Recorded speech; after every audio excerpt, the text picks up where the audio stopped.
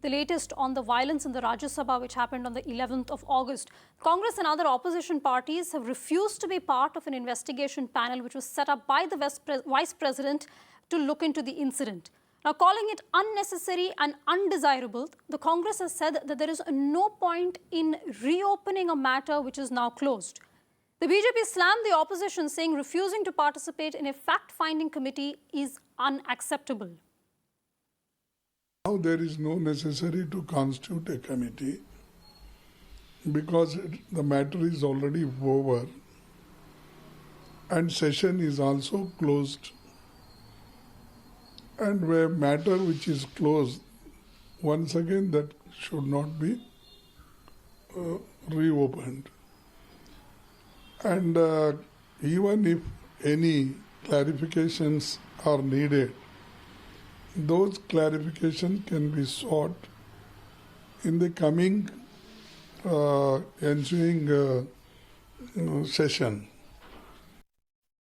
Rightfully, the behavior of some of the opposition members was unacceptable to the chair.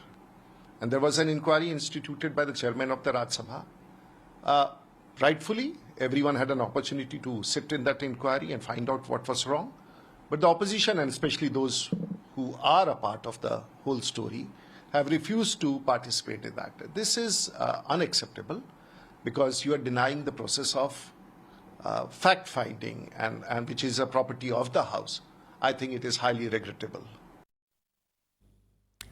My colleague Prashant joins us for more on this. Prashant, it appears that there is still no finality on what really happened that day in the Rajya Sabha, with both sides continuing to accuse each other, both sides insisting that it was the other who triggered and instigated the violence.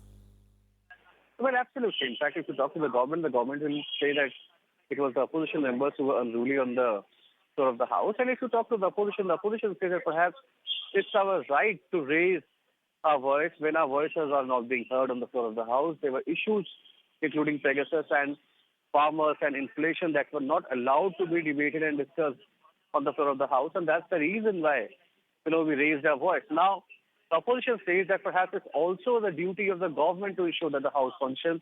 And for that to happen, the government must listen to what the opposition has to say, something that they claim has not happened. But the government says that we were all up for debate. What we were not up for, of course, is the unruly behavior that was shown not only to the members of the House, but also towards the chair when the rule book was flung in the air towards them. So clearly, all these things happened in the past 2 weeks of the recently concluded parliament session. Now, on August 11, where the Vice President of India, in fact, had went forward and said that perhaps there will be a committee that will be formed to look into the matter.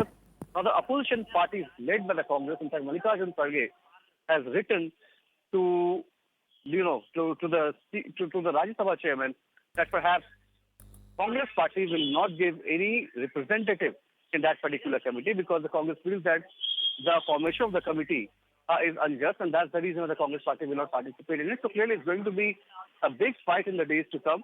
With the government saying just because of the fact that they know that the opposition is wrong, they are running away from responsibility and investigation.